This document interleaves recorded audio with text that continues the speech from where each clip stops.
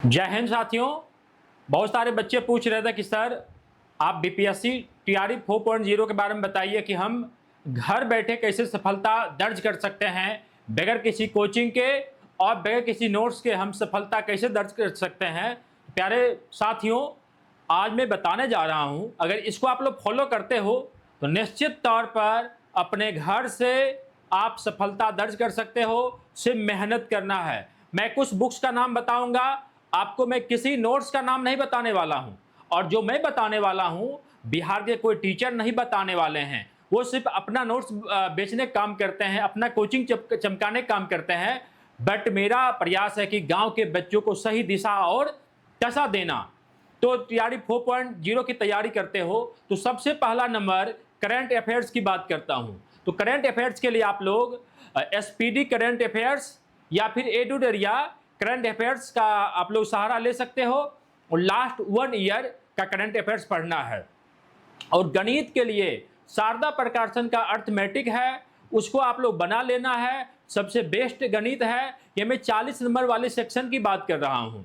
और रीजनिंग की बात करूं तो एक लूसेंट का रेलवे रीजनिंग आती है, वो आप बना सकते हो।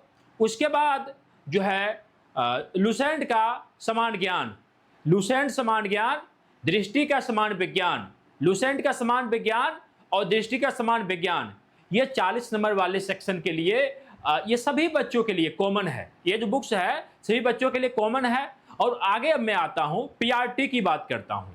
जो बच्चे पीआरटी की तैयारी कर रहे हैं तो ये लूसेंट समान ज्ञान समान और दृष्टि समान विज्ञान के अलावा दृष्टि का जो आता है, हर जो विषय का अलग अलग बुक्स आता है उसको पढ़ना है, उसका सहारा लेना है। अब मैं बात करूं 6 to 8 की बात करूं तो 6 to 8 के लिए आप यही बुक्स जो आपका कंसर्निंग 2 सब्जेक्ट होगा, वो दोनों सब्जेक्ट दृष्टि का पढ़ना है और घटना चक्र का वो दोनों विषय पढ़ना है। हिस्ट्री पॉलिटी होगा तो हिस्ट्री पॉलिटी आप घटना चक्र का और दृष्टि का पढ़ सकते हो। अगर आपका साइंस है तो साइंस पढ़ सकते हो।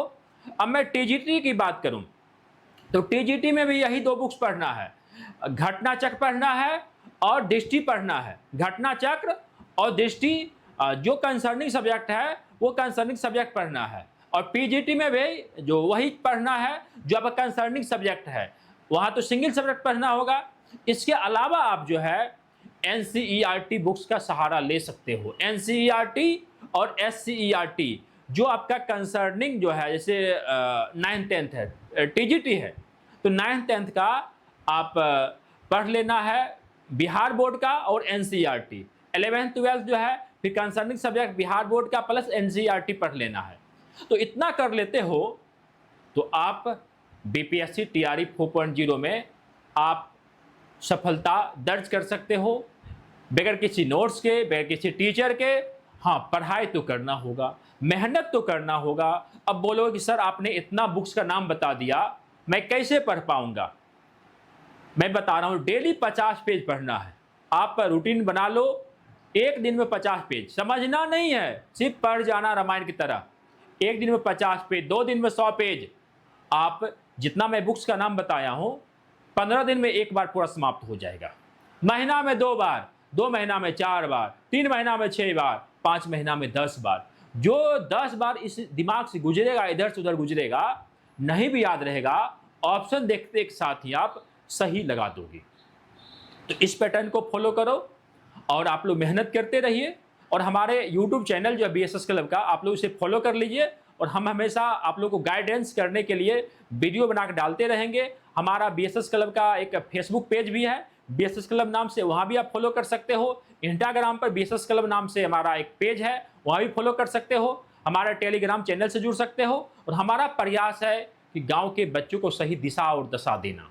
अगर आप लोग बेनिफिट हो और नौकरी लग जाए तो बीएसएस क्लब के नाम से एक पेड़ लगा देना है, बेटी के नाम से अपने गांव में एक पेड़ लगा देना। Thank you so much, thank you.